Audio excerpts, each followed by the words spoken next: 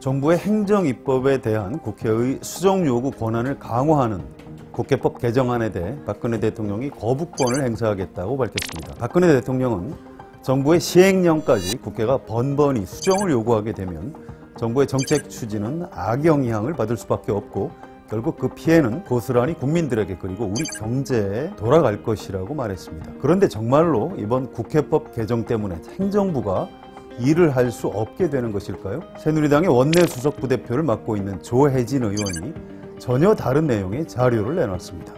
조혜진 의원은 지금까지 시행령이 국회가 발의한 법률에서 위임한 범위를 벗어나거나 입법 취지를 무력화시키도록 만들어지는 그런 경우가 많았기 때문에 지금도 국회는 각 상임위원회에서 시행령 수정 의견을 내고 정부는 국회 의견을 대부분 받아들이고 있다고 밝혔습니다.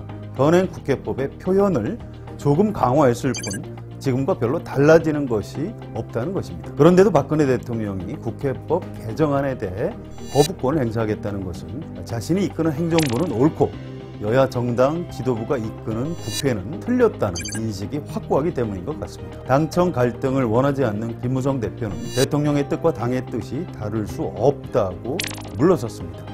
대통령의 뜻을 거스르지 않는 여당 의원들의 평소 체질로 미루어 이번 사태는 당장은 박근혜 대통령의 정치적 승리로 귀결될 가능성이 높아 보입니다. 하지만 여당 의원들이라고 자존심이 없을까요? 의원들은 국회법 개정안 제의 표결에서 찬성을 할 수도 있고 황교안 국무총리 임명 동의안 표결에서 반대표를 던질 수도 있습니다.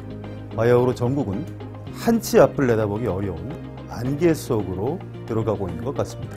자신은 옳고 국회는 틀렸다고 확신하는 박근혜 대통령의 고집 때문에 말입니다.